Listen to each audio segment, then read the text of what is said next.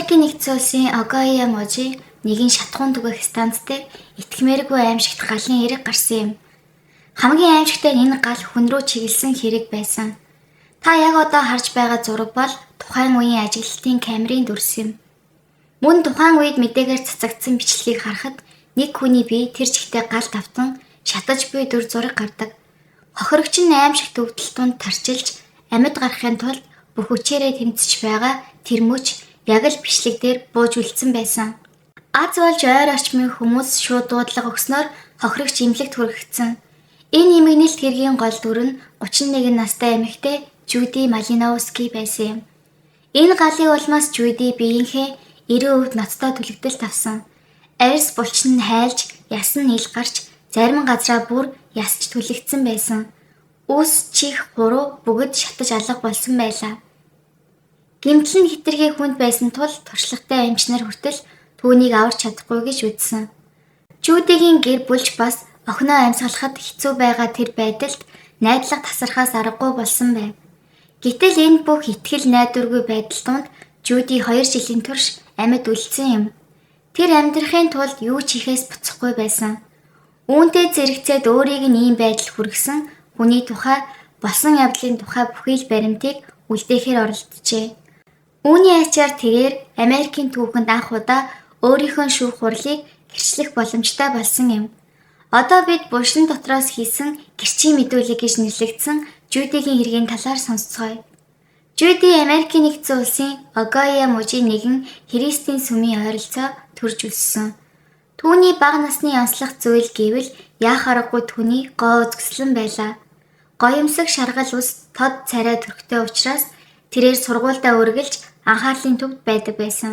Миссийн тэмцээнд төрүүлж тэрч бүх хил Америкийн анхлах сургуультай хамгийн алдартай охиноор нэрлэгдэж байв. Ийм сайхан өсч төрөнсөн охин 20-од насны ихээр харьцангуй эрт гэр бүл зохиолсон. 2 охинтой болж халамжтай нөхөр, өхөөрдөм хүүхдүүд, дэмждэг эцэг эхэхтэй бүх зүйл нь төгс амьдралтай мэт санагдаж байлаа.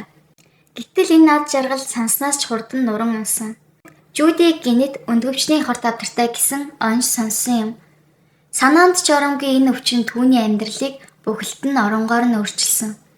Аз олоход хавдрыг нэлээд эрт илрүүлсэн учраас тэрээр мэд засал хийлгэж химийн эмчилгээ хийлгэн өвчнөө дарж чаджээ. Энэ эмчилгээ маш их зардал шаардсан.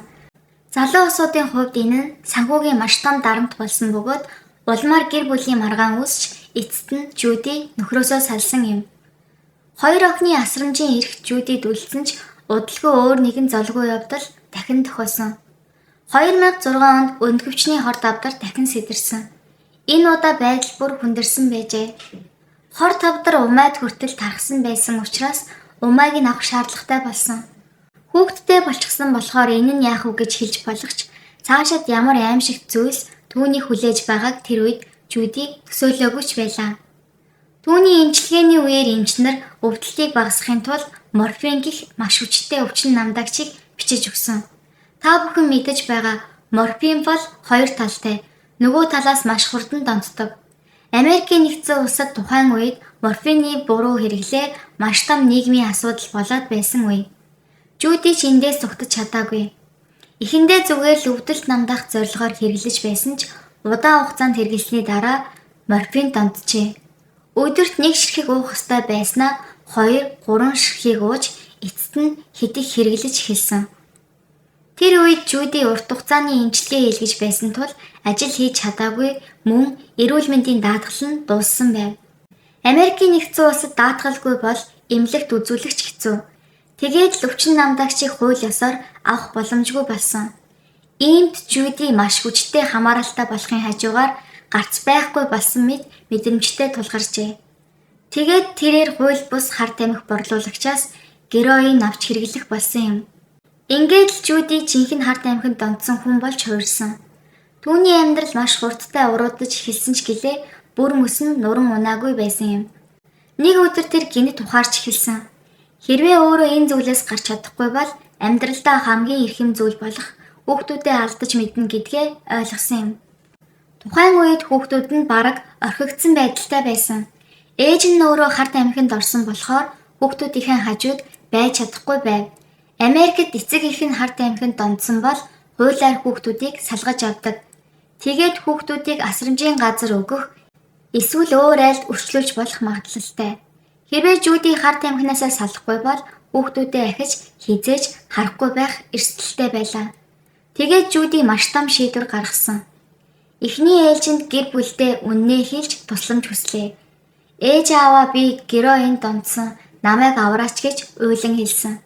Энэ нь түүний хамгийн шаналлтай зүрх шимшрэм хандлага байжээ. Түүнийг ийм үнэн сэтгэлээсээ хандсанд гэр бүлийнхэн ч түүнд туслахаар болсон. Түүний ээж бяцхан охтыг нь харж өсгсөн. Харин дүү нь Жюдигийн хажууд байж донтолтоос гарахад тусалжээ. Мэдээж энэ үе Жюдигийн хувьд маш хүнд байлаа. Эмчилгээ нь маш хэцүү байсан ч хоёр охиноо хэн нэгэнд алдахгүй гэсэн чин хүсэл эрмэлзлээр тэр бүхнийг твцсэн. Эцэст нь тогтмол эмчилгээ, зөвлөгөө, гэр бүлийн дэмжлэгийн ачаар Жюди баг багаар эргээд сэргэж эхэлсэн юм. 2015 оны 1 сард Жюди албан ёсоор хар тамхинаас ангиж ирсэн гэх онош гаргуулсан. Тэр гэр бүлийнхэндээ эргэн ирж хоёр охиноо тэврээд үнэндээ л одоо л амьдрал сайхан болно доо гэж итгэж байлаа. Тэрээр 2015 оны 4 сард нэгэн зүйл болсон. Жюдигийн сошиал хуудсанд нэг эрэгтэй мессеж бичжээ. Тэр хүн бол 40 настай Майкл Сликер гэдэг эр байлаа. Эхэндээ зүгээр сэтгэл маягийн жирийн мессеж байжээ. Гэхдээ явандаа Жюди өөрийн амьдралын зовлон донтолтоос гарсан тэмцлээ ярьж эхэлсэн. Түүнийг сонссон Майкл ч улам татагдаж эхлэв. Чи үнэхээр гайхамшигтай юм. Ингэж тэмцэж амьдралд ялаад гарч ирнэ гэдэг чинь жинхэнэ хүндлэл хүлээх зүйл шүү. Би чамайг хүндэлж байна гэж хүртэл хэлсэн. Жюди ч энэ мэд дэмжлэгийг сонсоод сэтгэл санааны хувьд маш их тайвширчээ. Тэд интернет дэх харилцаагаа биш шууд уулзахаар болдог.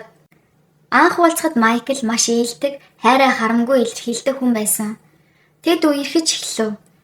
Харилцаа гүнзгийж эхлэмэгц Жюди ирээдүйд охиддоо сайн аав, сайн гэр бүл бүтээж чадна гэж найдаж эхэлжээ. Гэхдээ Жюдигийн ээж энэ харилцааг хүчтэй эсэргүүцсэн. Яагаад гэвэл Майкл гаднаа сайхан хүн мэт боловч аимшигтай өнгөрсөн түүхтэй хүн байсан юм. Тэрээр гэр бүлийн хүчирхийлэл, хүүхдийн хүчирхийлэл бүр хүчин хийж байсан. Яг үнэндээ энэ бол зүгээр өнгөрөж болох зүйл биш шүү дээ. Ээж нь чи одоо энэ хүний гадна төрхөнд хууртаад жинхэнэ үнэн төрхийг нь харахгүй байна. Энэ харилцааг одоо л зогсоо. Чи өөрийгөө ч хүүхдүүдээ ч хамгаалах ёстой гэж ятгсан. Гэвч Жюди өөрийн бодолтой хатуу байжээ. Ээжээ хүн өөрчлөгдөж чадна. Тэр хүн өнгөрсөндөө алдаа гаргасан ч одоо өөрчлөгдсөн. Өнгөрснөөр нь шүүж болохгүй гэж хэлв. Жюди өөрөө ч гэсэн урд нь хар тамхинд донтож байсан. Тэр донтолтоос өөрийн хүчээр гарч шинэ амьдрал эхэлсэн учраас Майкл ч гэсэн өөрчлөгдөж чадна гэж итгэж байлаа. Ингээд Жюди гэр бүлийн эсэргүүцлийг үл тоон Майклтай хамт амьдрах болжээ. Гэхдээ хамт амьдраад удаагүй байтал Жюди ээжийнхээ үгийг үл тоосондоо харамсаж эхлэв. Тэдний гэр бол ердөө хоёрхан хүн дунд өрнөх хаалттай орчин байсан. Ингэснээр Майкл жинхэнэ дүр төрхөө харуулж эхэлсэн юм. Тэр Жюдиг хянаж чи зөвхөн би зөвшөөрсөн газар л очино. Зөвхөн би зөвшөөрсөн цагт л явна гэх мэтээр хязгаарлал тавьж эхэлсэн. Гэхдээ Жюди сул дорой хүн биш шүү дээ. Тэр амархан захирагдаагүй. Тэгэхэд Майкл юу хийсэн гэж бодож байна. Тэр Жюдид героин санал болгож эхэлсэн. Харин Жюди маш ихээр татгалцсан. Би олон жил тэмцэж байж энэ донтолтоос гарсан. Би эргэж тэр харанхуй нөхрөө орж чадахгүй гэж хэлжээ. Гэвч Майкл санаанд оромгүй харгас хүн байв. Тэр Жюдид хүч хэрэглэн дарж хүчээр героин шахаж хэрэглүүлсэн. Тэгээд Жюди ухаан олдож унахад Майкл зогсоогүй. Тэр Жюдид дахин героин хэрэглүүлсээр өмнөхөөсөө ч хурдан донтолтонд болгосон. Яг л Жюдиг бүрэн хянах гэсэн юм шиг. Тэр байнга зодож чи миний үгийг сонсохгүй байна гэж зандраад гадагшаа гарах орох боломжийг нь үгүй болгож байсан. Хэрвээ Жюди нэг удаа сэргэж ухаан орвол дахиад героин тарчихдаг. Ингэснээр Жюдигийн оюун санааг бүрэн хянаж чаддаг болсон.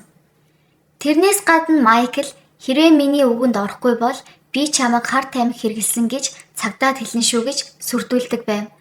Хар тамхи хэрэглэж байгаа гэдгээ мэдүүлбэл Жюди огтоож дахиж харах боломжгүй болох байсан. Тэгэхээр энэ нөхцөлд хүүхдүүд нь хүртэл нэг ёсны барьцаа болсон хэрэг. Жуди аимшигтай нөхцөлд амьдарч байлаа. Би ингэж амьдраад байвал Майкл намайг нэг өдөр үнэхээр алах байх гэсэн айдастай байнга амьдарч байсан. Тиймээс тэр хит хэдэн удаа цагдаад хандсан. Намайг авраач, намайг зодож дарамтлж байна гэж хэлжээ. Гэхдээ цагдаа нар Жудигийн өнгөрсөн амьдралыг хар тамхинд дондож байсныг мэдээд түүний яриаг төдийлөн нухацтай авч үзээгүй. Хэрвээ тэр үед Майклийн гэмт хэргийн түүхийг сайн шалгасан бол энэ бүхэн өөрөөр эргэж мэдгэл байсан. Ингээд хамт амьдраад ердөө 4 сарын дотор Жуди бүрэн сүрөв. Тэгэхэд тэр сүүлчийн итгэл найдвараа тээж ээж рүүгээ залгасан. Ээжээ би энэ харилцааг дуусгаж хар тамхи эмчилгээний төвд орохыг хүсэж байна. Өөртөө хариуцлах хүлээмээр байна гэж хэлсэн. Түүний гэр бүлч тэр даруй туслахаар шийдэв. 8 сарын 2-ны өдөр үдээс хойш 4 цагт Жуди огтоо эцэг ихтэй үлдээгээд Майклтай уулзахаар очижээ. Тэнд түүнээс салж байгаагаа хэлж гэрээс хурдан гарч явсан. Шууд машинаа асаагаад эмчилгээний төв рүү явсан юм. Эмчилгээний төвд орчихвол гадны холбоо тасардаг тул Майкл дахиж түүнд хүрч чадахгүй бүх зүйл дуусах байх гэж бодсон. Ингээд яарад явах замдаа гинэд машины арын тол руу харахад Майклийн хар пикап дагаж яваа нь харагдсан. Тэгээд Жуди айж хурд нэмэн зүгтэж эхлэв. Харин Майкл ч түүнийг улаарын хөөж эхэлжээ. Эцэст нь орой 5 цагийн үед Жуди хизээж дуусахгүй юм байна гэж бодоод Эглер Роудын уулзурт байсан нэгэн шатхуун түгээх газрын өмнө машинаа зогсоосон. Майкл ч мөн машинаа зогсоогоод түүний зүг алхаж иржээ. Тэр хоёр хоёулаа машинаасаа буугаад ширүүн маргалдсан. Жуди "Гуй одоо болил доо. Яагаад намайг тавьж явуулж болдгүй юм бэ" гэж хашгиржээ. Тэр үед Жуди гартаа барьж байсан ундааг Майкл руу цацсан. Гэтэл Майкл үг дуугүй эргэж машин руугаа алхажээ. 30 секундын дараа буцаад ирэхэд Жудигийн бие галд автан шатаж эхэлсэн. Тухайн үед болсон явдлыг цагдаа нар шатхуун түгээх газрын хяналтын камерыг ашиглан ерөнхийдөө л ойлгож чадав. Камерын бичлэг дээр Майкл, Жуди хоёр уулзаж маргалдаж байгаад Майкл машин руугаа явж удалгүй Жуди шатаж байгаа нь гарсан. Гэхдээ асуудал байлаа.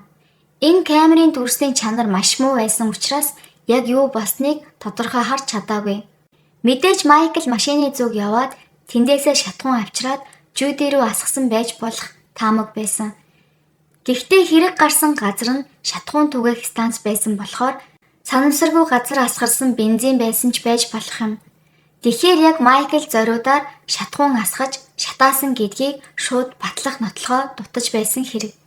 Майклийн өмгөөлөгчид энэ сул тал руу нь маш сайн дайрч орсон. Шүүхүрлийн үеэр тэд энэ бол санаатай биш зүгээр л нэг осол байсан. Майкл зүгээр Жудид асаагаар асааж өгч байсан. Гэтэл санамсаргүй бензинтэй гар нь галд автан шатсан гэж хэлжээ. Бас бензинийг зориуд тасгаагүй Жуди өөрөө шатхуун хийж байхдаа санамсаргүй гар дээрээ асгасан байж болзошгүй гэсэн тайлбар тавьсан. Гэхдээ энэ бол үнэндээ бүрэн итгэх аргагүй тайлбар байлаа. Жаахан бензин гарт туссан байхад хүний бие тэр чигээрээ шатна гэж юу аах вэ? Хэдхэн секундын дотор бүтэн бие шатна гэдэг чинь санаатай биш бол хизээж боломжгүй. Тэгээд яг энэ байж боломгүй тайлбарыг няцаахын тулд бодит гэрч хэрэгтэй болсон. Аз болоход тухайн үед газар дээр нь байсан нэг гэрч гарч иржээ. Тэр хүн Майкл Жуди хоёр маргалдаж байсныг харсан. Тэгээд удалгүй Майкл асаавар гаргаж ирээд гал асааж байгааг би нүдэрээ харсан гэж мэдүүлв. Энэ гэрчийн мэдүүлгийн ачаар Майклд хүнд гэмтэл учруулсан болон санамсаргүй бус галдан шатаасан гих хоёр үндэслэлээр шүүхээс буруутгаж 11 жилийн хорихяал оноосон. Гэхдээ энэ нэргийн төгсгөл биш байсан юм. 2017 оны 6 сарын 27-нд хэрэг гараад бараг 2 жил болсны эцэст Жуди амьсгалын зочмог дутагдал, бөөрийн дутагдал гэх зэрэг хүндрлийн улмаас нас барсан. Ингэснээр хэрэг огт өөр төвшөнд шилжжээ. Одоо энэ нь галдан шатаалт биш, бүрэн утгаараа алалгын хэрэг болсон юм. Прокурор тэр даруйд хэргийг санаатай хүн амны хэрэг гэж шинчилж хэргийг дахин нээсэн. Ингээд 2018 оны 7 сарын 5-нд Майклийн дав заалдах шүүх хурал болов. Тэр өдөр прокурорууд нэг шинэ чухал гэрчийг танилцуулсан. Энэ хүн бол Нас барахаасаа өмнө бичлэг хийсэн Жюди өөрөө байсан. Прокурорууд өмнө нь Майклд ердөө 11 жилийн ял оноосондоо гүнээ сэтгэл дундуур байжээ. Тэгээд энэ эрэгт илүү хатуу шитгэл ногдуулах аргыг хайж эхэлсэн. Тэгж явсаар Жюди эмчлүүлж байсан эмнэлэг дээр очиж түүнтэй биечлэн уулзаж үзжээ. Гэтэл түүний байдал төсөөлж байснаас аимшигтай байсан. Жюди аль хэдийн 50 гаруй удаа хүнд мэсасал хийлгэж, амь нас нь өдөр болгон дээсэн дөрөөндөө динжигнэж байв. Цус харвал 7 удаа тохиолдсон байсан. Бүх арьсан шатсан байсан тул дахин нөхөн сэргээх мэс заслууд үргэлжилсэн ч үр дүн сайнгүй байв. Жюди арьсгүй шахан биеэрээ 1 жил 3 сар орчим амьдарч байсан бөгөөд бараг л амьд үлдэх боломжгүй болсон байлаа. Эмч нар түүний өвдөлтийг багасгахын тулд тасралтгүй хүчтэй өвчин намдаагч тариа хийж байв. Тиймээс Жюди байнга хагас ухаангүй бараг унтаа байдалтай байсан юм. Гэвч прокурорууд энэ байдлыг хараад нэгэн чухал асуудал тулгарсан. Хэрвээ Жюди энэ байдалтай байсаар нас барвал Майклд хүн амны хэрэгээр ял онох боломжтой. Гэхдээ нэг болзол байсан. Жюди өөрөө ухаан ороод хуулийн дагуу мэдүүлэг өгөх ёстой байв. Хэрвээ ухаангүй байхдаа өгсөн мэдүүлэг бол хууль ёсны хүчинтэй тооцогдохгүй. Тэгэхээр Жюди мэдүүлэг өгөхийн тулд эмчнэр бүх өвчин намдаагч эм тариаг нь зогсоох хэрэгтэй болсон. Гэхдээ энэ нь хүн тэсвэрлэхийн аргагүй тамлалтай зүйл. Тэр маш хүчтэй өвдөлтөд автаж нэг цагч тэсгүй болох байв. Гэхдээ Жюди энэ шийдвэрийг өөрөө гаргасан юм. Эмч прокурорууд бүгдээрээ шийдвэрийг өөрт нь даатгахыг гэж үзсэн. Удалгүй Жюди хүнд хэцүү байдлаас арай ядан сэрээд нөхцөл байдлаа ойлгож эхэлжээ. Маш сул хоолоогоор боловч итгэл дүүрэнгээр хэлсэн. Намайг ийм болгосон хүнийг би зүгээр өнгөрөөж болохгүй. Би гэрчлэх болно. Тэр мөчөөс эхлэн Жюди бүх өвчин намдаагч тарианаасаа татгалзсан. Энэ бол жирийн хүн төсөөлхийн аргагүй тарчлаан байв. Бүх биеэр нь мянган халуун зүү зоож байгаа юм шиг мэдрэмж төрж байлаа. Тэр бүр амьсгалагч хэцүү болсон. Эмч нар нь хүртэл чи энэ байдлаар өвгөж магадгүй бойл гэж ятгсан ч Жюди шууд татгалзжээ. Өдөр хоног өнгөрч эмийн шинжилгээгээр цуснд нь эмчилгээний бодис илрээгүй үед түүнийг камерын өмнө суулгасан. Ингээд Жюди нийт 3 цагийн турш өөрийн амьдралын хамгийн чухал гэрчлэлийг хийж бичлэг үлдээжээ. Ингээд шүүх хурал эхэллээ. Прокурорууд шин гэрч танилцуулж байна гэд бичлэгээ тоглуулав. Майкл болон түүний өмгөөлөгч нар яг тэр мөчөд цочирдож бараг амьсгаа хураах шиг болсон. Дэлгэцэн дээр урдын сайхан төрхөө бараг л олдсон Жюди хэдий сул дорой харагдаж байсан ч дуу хоолойн туйлын зөрөгтэй хатуу шидмэнгүй байв. Тэр ингэж хэлсэн. Би түүнийг бойл гэж гуйсан. Би ундаага цацсан. Тэгэхэд Майкл уурлаж машин руугаа алхаж очиод арын эсгээсээ нэг канистр гаргаж ирсэн. Тэр миний эргэн тойронд бензин асгасан. Дараа нь шууд миний толгооноос хөл өртөл бензин цацсан. Би зүгтаж амжаагүй. Бензин амруу минь хүртэл орсон. Би уйлж амийг минь өршөө намайг шатааж болохгүй гэж гуйсан. Гэхдээ тэр инээгээд асаагаараа асаасан. Би яг тэр агшныг тодхон санаж байна. Тэр өөрөө шатчихвээ гэж бодсон бололтой жаахан холдож зогсоод намайг хараад зогсож байсан. Яг л чөтгөр шиг. Энэ бол гэрчийн мэдүүлэг төдийгүй хамгийн хүчтэй нотлох баримт байлаа. Хүн өөрийн амь насны эцсийн мөчөд үхэлтэй тулгарч байгаад ингэж гिचлэн гэдэг бол хичнээн үн цэнтэй, хичнээн зоригтой үйлдэл бай. Шүүх танхим тэр чигтээ нам гүн болж Майклийн өмгөөлөгч юу хэлхээ мэдхээ байжээ. Прокурорууд ялалтай баттай мэдэрч байв. Энэ үед анхны төлөвлөгөө ёсоор бол Майклд цаазаар авах ял оноохоор прокурорууд бэлдэж байв. Гэвч Жюди амьд байхдаа прокурорд нэг сүүлчийн хүсэлтэд хэлсэн байжээ. Тэр хүсэлт бол түүнийг битгий цаазаар ав. Үхэл бол хэтэрхий хялбар. Харин амьдралынхаа үлдсэн бүх мөчөд шоронгийн төмөр торны цаана эрх чөлөөгүйгээр амьдраасай. Бүх насаар нь хорогдосоо гэж хүсэж байна гэжээ. Жюди өөрөө үхэлтэй нүүр тулгарч байхдаа хүртэл түүнд боломж гимээ ухаарч бурууга хүлээх хугацаа өгье гэж бодсон. Өөрийнхөө амьдралд нэг удаа боломж олдож өөрийгөө өөрчилж чадсан болохоор Майкл ч тэгж чадна гэж итгэж байсан байх. Ингээд шүүх Жюдигийн хүсэлтийг хүндэтгэж Майклд бүх насаар нь хорихяал оноосон. Шүүх хурал дуусах мөчид Майкл анх удаа хохирогчийн арга гэрт хандан өөрчлөл хүссэн гэж мэдээлэгдсэн байдаг. Хэрэг олон нийтэд ил болсны дараа Америкийн нэгдсэн улс даяар гүн эмгэнэлт автсан. 2017 оны 7 сарын 3-нд болсон Жюдигийн оршуулгын яслал олон зуун хүн цугларч түүнийг хүндэтгэлтэйгээр өдөв.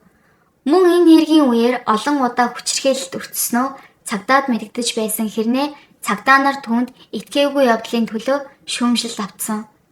Хэрвээ цагдаа нар Майклийн ял шийтгэлийн түүхийг сайн шалгаж арга хэмжээ авсан бол ийм эмгэнэлт хэрэг гарахгүй байж болох л байсан гэжээ. Харин эцэст нь Жюдигийн ээж болон хоёр охин нь Жюдигийн хуулийн төсөл нэртэй шинэ хууль санаачилсан.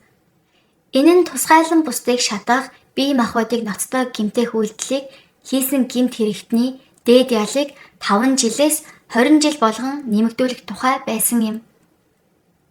Жюди нас барснаас хойш 3 сарын дараа 2017 оны 9 сард энэхүү хууль аль бие ёсоор батлагдсан байна. Жюдигийн биеийн 90% түлэгдэж хэний ч төсөөлж чадахгүй их өвдөлтийг төвчж өдөр бүрийн амьдралыг туулсан. Тэр эцсээ хүртэл үннийг хэлж буруутныг ялтуулж эцэст нь уушлалж үзүүлж чадсан. Түүний зоригийг бид бүгдээрээ хүндэтгэх ёстой. Тэр зөвхөн өөрийн аймыг золиослоогүй харин энэ нийгэмд өөрчлөлт авчирсан хүн юм. За ингээд өнөөдрийн бичлэг маань ингээд дуусч байна. Дараагийнхаа бичлэгээр уулзцгаая.